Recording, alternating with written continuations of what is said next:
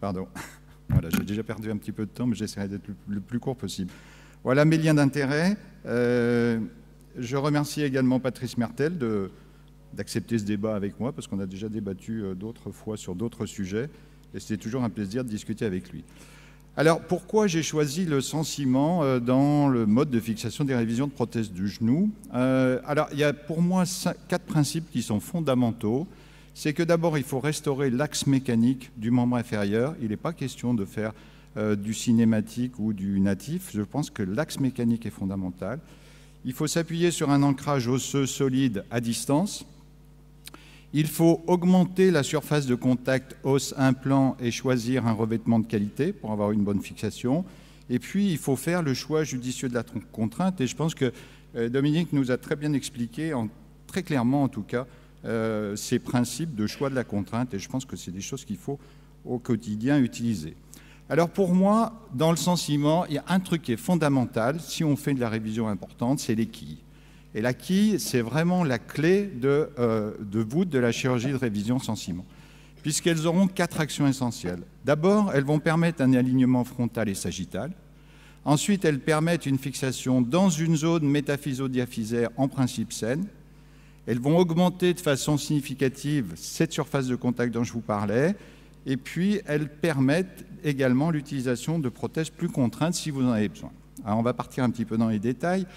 L'alignement mécanique du membre inférieur, effectivement, c'est fondamental. Et je pense que les quilles, dans des prothèses de révision, vous permettent d'axer votre membre inférieur à peu près toujours à 180 degrés. Ça a bien été montré dans les différentes publications et dans le symposium de 2015.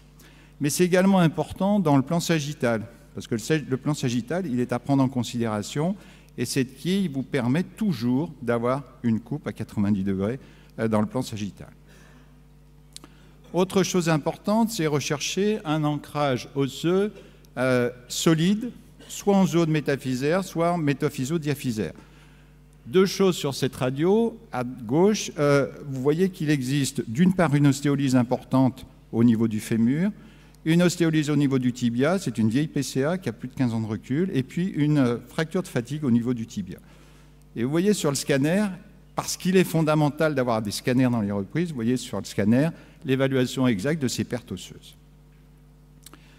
La troisième chose, c'est d'augmenter la surface de contact. Et ça, les quilles, elles vous apportent un plus, parce qu'on a mesuré ce qu'apportait une extension de 80 mm par rapport à une quille standard.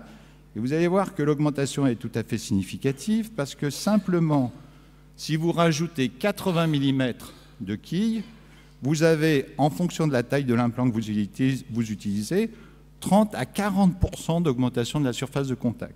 Donc ce n'est pas négligeable et c'est fondamental dans la bonne fixation du sens-ciment. Enfin, il faudra choisir un revêtement qui soit un revêtement que j'appelle bioactif, c'est-à-dire qui vous permette une réhabilitation osseuse de l'implant.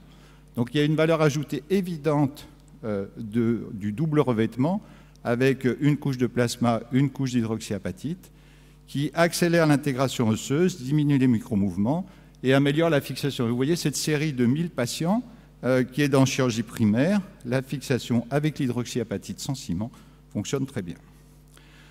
Alors, ça permet également d'augmenter la contrainte, et on vous en a parlé ce matin. L'augmentation de la contrainte, elle n'est justifiée pour moi que pour compenser une instabilité ligamentaire. Et ça, c'est fondamental, que vous l'ayez diagnostiqué en préopératoire ou que vous la découvriez en post-opératoire. Mais à partir du moment où vous avez une importante instabilité ligamentaire, vous êtes obligé de choisir un implant plus contraint. Et cette instabilité, elle peut être soit antérieure, antéro-postérieure, frontale et également antéro-postérieure et frontale mixte, c'est le cas le plus difficile. Alors que dit la littérature? La littérature, elle vous dit que les sens-ciment, ça marche bien. Vous avez cet article par exemple avec du poroscotide. Vous avez surtout 2 articles de Whiteside qui sont importants parce que c'est lui qui le premier a parlé du sens-ciment dans les révisions, avec une deuxième série qu'il a publiée un peu plus tard. Et puis, vous voyez cette méta-analyse qui est apparue récemment, qui compare le sens-ciment et le ciment avec, en fixation, et vous voyez qu'il n'y a pas de différence fondamentale entre une option ou l'autre. Simplement le rappel du symposium d'ASFHG en 2015, qui, à partir d'une étude multicentrique rétrospective de 703 dossiers, et une autre prospective dont Michel Bonin et Patrice Mertel étaient les rapporteurs, eh bien, dans l'utilisation, il y avait 2 tiers de tiges qui étaient sans ciment, 1 tiers de tiges cimentées, et il y avait 2 tiers d'utilisation de tiges longues.